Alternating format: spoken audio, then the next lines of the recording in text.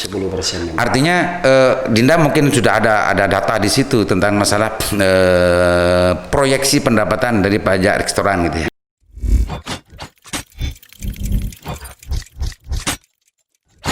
Oke, Dinda, di urusan pendapatan sudah ya Dinda ya. Di belanja, urusan di belanja APBD 2020 ini menurut Dinda masih ada yang terusik juga jiwa aktivisnya? Apalagi di belanja itu. Apalagi di belanja itu ya. Coba ceritakan, ada berapa? Jangan semuanya lah, kalau memang banyak yang terusik. Ya poin-poin yang lebih penting untuk kita pahami saja. Silakan Dinda ceritakan apa kira-kira. Jadi prinsip belanja itu adalah prinsip bagaimana pemerintah daerah ini dapat melaksanakan kewajiban-kewajibannya. Baik itu yang bersifat urusan wajib, urusan angguran, pilihan dan sebagainya. Nah,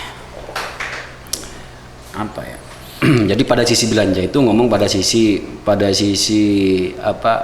berapa sih biaya yang dibutuhkan oleh pemerintah daerah untuk memberikan pelayanan terhadap masyarakat. Cuman yang saya lihat dari postur APBD khususnya di belanja, baik pada belanja langsung maupun tidak langsung. Ketika kita banding proporsinya, persentasenya, ini menunjukkan sesuatu yang tidak sehat sebetulnya. Ya, jomplang berapa Dinda persentasenya? Untuk persentase yang sekarang, untuk belanja tidak langsung itu rasionya mencapai 63%. 63% belanja tidak langsung. Perlu dipahami pemirsa bahwa belanja tidak langsung itu biasanya dikategorikan disamakan dengan belanja aparatur. Kalau belanja langsung itu adalah belanja publik. Silakan Dinda, 63 Dinda ya. Jadi belanja tidak langsung itu ya belanja yang harus langsung habis pakai. Itu gaji dan segala macam. Aparatur lah, aparatur. Terus belanja langsungnya untuk belanja modal, termasuk juga belanja pembangunan dan sebagainya, itu hanya sebesar 36%. Di mana di belanja langsung sendiri ini juga ada sisi belanja yang tidak langsungnya juga. Ya kan begitulah. Betul. Seperti honorarium pada kegiatan itu sebetulnya.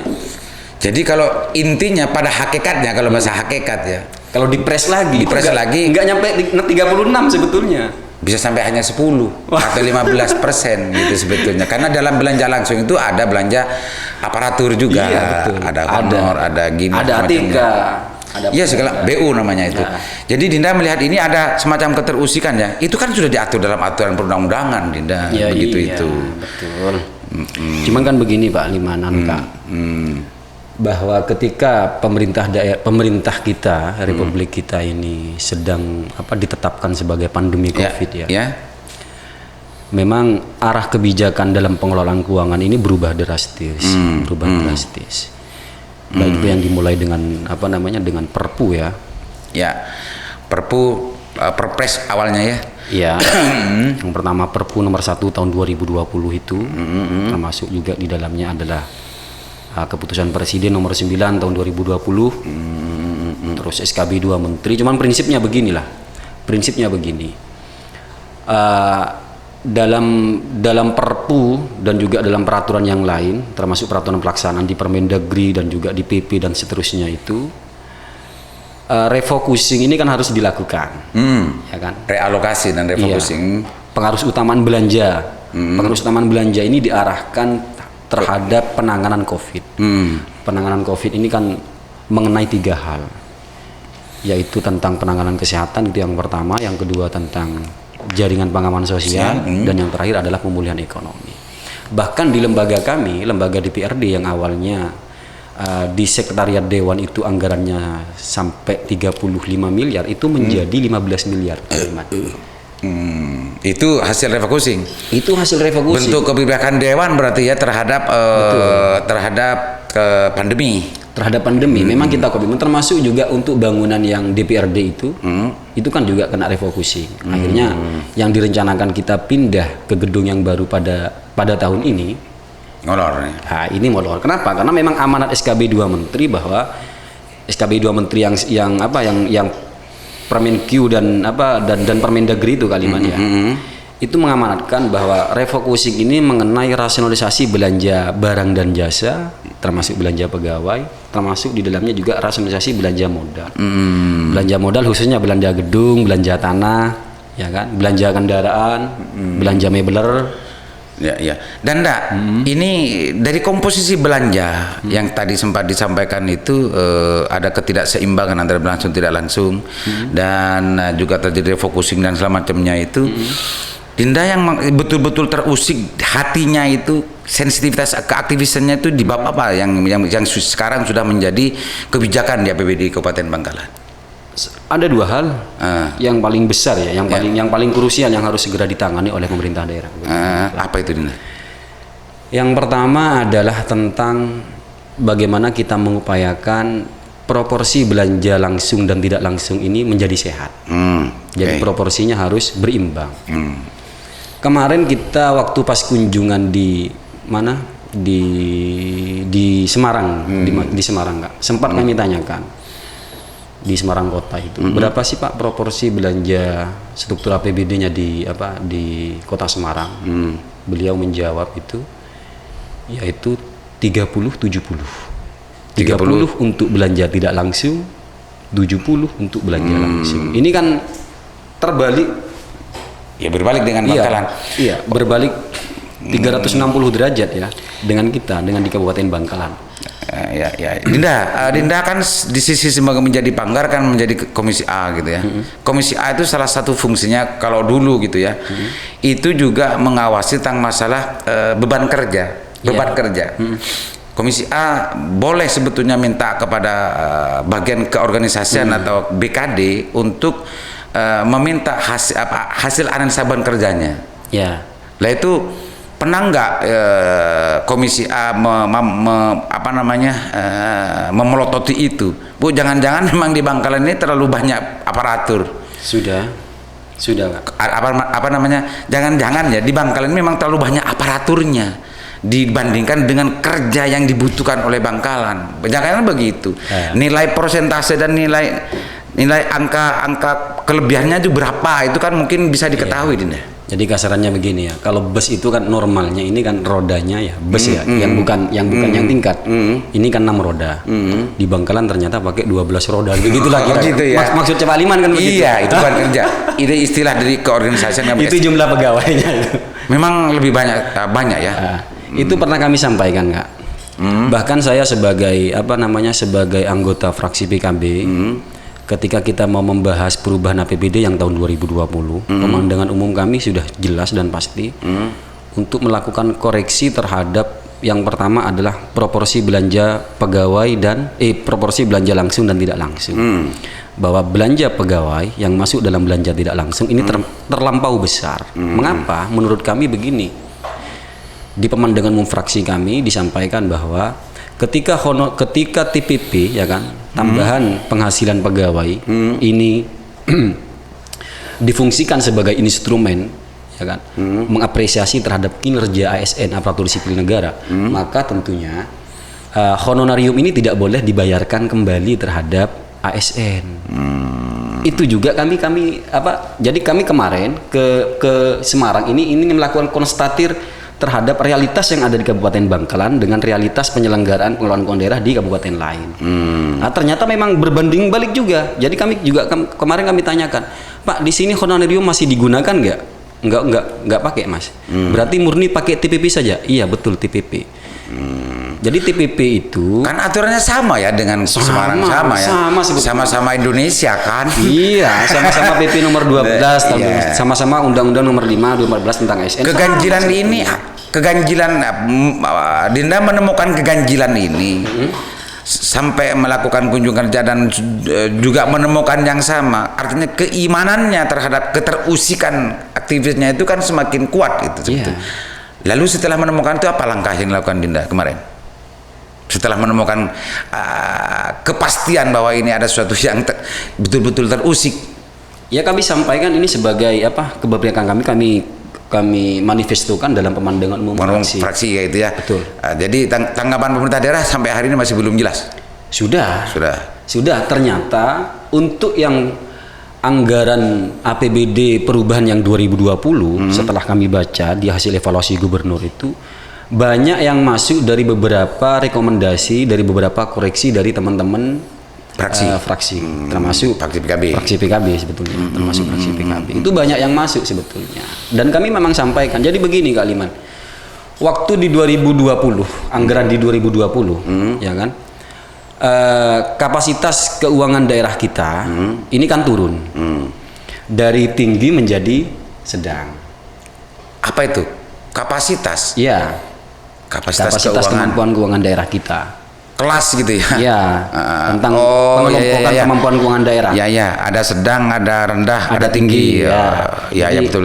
Rujukannya kan ke Permendagri nomor 62 tahun 2017. Ada itu. Rendah berarti apa? Sedang. Cuman kemarin kita sampaikan juga waktu pas pemandangan umum fraksi di perubahan. Ketika ini dibiarkan, kalau pemerintah daerah tidak mau melakukan koreksi terhadap belanja pegawainya, yang proporsinya sudah melampaui batas itu ya, melampaui ya suatu yang normal, maka tidak bisa dipungkiri lagi bahwa di 2 tahun berikutnya, sekarang kan tahun 2020, jadi asumsi kemampuan keuangan daerah itu berdasarkan 2 tahun sebelumnya. Berarti di 2022 saya yakin bahwa kemampuan keuangan daerah kita dari sedang akan menuju rendah ya. Jadi degradasi kembali gitu. Jangan-jangan tidak nunggu 2022. Enggak, kalau tentang tentang pengelompokan keuangan daerah memang di Permendagri-nya diatur 2 tahun sebelumnya kan. Rujukannya begitu. Nah, maksudnya variabel yang dipakai nantinya itu nggak sampai 2022 sudah masuk ke dalam kelas rendah meskipun per 2 tahun kan. Jangan-jangan sampai sekarang pun juga sudah rendah, jangan-jangan gitu ya. Itu ya Dinda ya, salah satu yang mengusik juga keaktivisannya. Kira-kira yakin nggak itu ada perubahan selanjutnya, langkah yang dilakukan oleh fraksi PKB? Langkah yang dilakukan oleh fraksi PKB terhadap koreksi honor dan TPP tadi itu. Ada koreksi nggak kira-kira nanti 2021? Kalau di 2001 nanti kita melihat di perencanaan pengelolaan keuangan anggaran yang 2021. Iya. Cuman kan begini kan. Yang perlu kami sampaikan bahwa ketika kita pembahasan KUA PPAS yang perubahan mengenai hal-hal tersebut kan kita sudah sampaikan di Banggar. Ternyata respon dari baik TAPD ya, tim anggaran pemerintah daerah. Termasuk dari beberapa tim GAR ya kan, atau Banggar. Oh, dia yang dewan. Banggar. Baik yang dari TAPD maupun yang dari Banggar, beberapa ini kan tidak sependapat semuanya, tentunya. Anggota tidak sependapat semuanya. Jadi sekalipun kami hanya 4 orang, ya tetap kami sampaikan itu, kebenaran itu. Bahwa kebenaran mengenai pengaturan TPP ini kan mengacukan terhadap persetujuan Menteri Dalam Negeri. Acuannya harus ke sana. Jadi kalau di TPP kita itu ketika orang masuk ya kan, jadi nggak ada punishmentnya yang nggak diatur di dalam perbub tentang pemberian TPP ini untuk yang Kabupaten Bangkalan. Jadi seharusnya kan begini, kalau di Permendagri-nya itu ketika nggak masuk 1 hari maka pengurangan terhadap TPP itu 3%. Ya. Asumsinya ketika 30 hari maka 90% atau maksimal 100% lah. Di Bangkalan ini nggak ada, Pak. Nggak ada pengurangan nggak ada. Jadi sekalipun dia nggak masuk, kan absen ada. Masuknya hanya 1%, koreksinya hanya 1%. Harusnya itu minimal 3%, Pak Aliman. Oh, jadi dalam sisi pelaksanaannya yang ada kecurigaan. Jangan-jangan memang tidak terkoreksi 3%, memang maunya semuanya terserap kan begitu. Terlebih dalam penyediaan dia disediakan penuh. Itu persoalannya ya, yang ingin dikoreksi sebetulnya meskipun sampai hari ini koreksi itu masih belum bisa menggoyahkan karena memang sebagian anggota Banggar yang lain masih meyakini bahwa apa yang dilakukan oleh Pemda itu masih benar gitu ya, itu yang cocok gitu ya. Biasa begitu Dinda. Itu yang satu. Yang kedua mengenai pemulihan ekonomi kali. Ya, terkait dengan Covid barusan ini ya. Terkait dengan Covid ini begini sebetulnya, bahwa kebijakan pemerintah pusat ya kan ini memang menginstruksikan untuk menyerentakkan kegiatan yang sifatnya padat karya tunai. Ya. padat karya tunai. Akhirnya kami kemarin menyampaikan di APBD perubahan itu bahwa kegiatan-kegiatan pengadaan barang dan jasa milik pemerintah daerah untuk mempertimbangkan alangkah baiknya menggunakan pengadaan melalui mekanisme swakelola, bukan melalui penyedia jasa atau dalam tanda kurung kontraktor. Ya, CV. Jadi di Perpres nomor 16 itu memang sudah jelas bahwa mekanisme pengadaan barang ya, barang dan jasa pemerintah ini kan ada dua memang Kaliman. Bisa yang pertama adalah swakelola, yang kedua baru jasa. Cuman kenapa kok pemerintah daerah kita nggak mau menggunakan swakelola? Padahal Nggak mau apa emang gimana? nggak mau. Padahal harapannya ketika menggunakan swakelola maka masyarakat setempat ini kan bisa ikut serta secara aktif dalam pembangunan. Namanya swakelola ya, Iya. Padat karya gitu ya. Padat karya tunai. Jadi satu hari kerja ya dibayar hari itu juga. Hibah Kalau berarti. CV kan tidak, kalau kontraktor kan tidak. Pengadaan dulu, setelah selesai kelar Baru dibayar. baru dibayar. Ini kan tidak. Maunya digeser ke sistem hibah gitu ya. Hibah. Swakelola Kak, hibah beda. Oh, swakelolanya. Di pengadaan barang dan jasanya sebetulnya. Swakelola itu kan yang melaksanakan kan dinas terkait. Iya. Dinas terkait. Tapi pelaksana penanggung jawabnya siapa yang ditunjuk? Apakah kelompok masyarakat? Oh gitu. Ya, Oh, tapi bukan hibah tapi swakelola. swakelola. Hibah itu sebetulnya swakelola. Bukan duitnya yang dikasih grek, enggak, karena mekanisme yang diatur di Perpres itu maksimal Kak Liman. Itu 50% kalau swakelola dicairkan dulu 50% baru Ya. dikerjakan. Ya betul. Berarti kan bukan hibah kalau begitu. Kalau hibah kan dari awal duitnya sudah dikasih. Intinya mendorong agar semua proyek atau semua program kegiatan itu dirubah polanya tidak ke kontraktual tapi kepada swakelola. Swakelola, betul. Itu untuk menjawab pertumbuhan ekonomi Iya. di masyarakat. Melibatkan partisipasi masyarakat secara maksimal di bawah. Artinya program itu bisa mempunyai berapa dampak gitu ya, dampak langsung pertumbuhan perekonomian. Betul. Dan bisa juga meningkatkan pengangguran kan sebetulnya. Pengangguran kan bisa mengurangi pengangguran kan gitu, bukan ya. meningkatkan, mengurangi pengangguran di Mengurangi. desa-desa. Oke.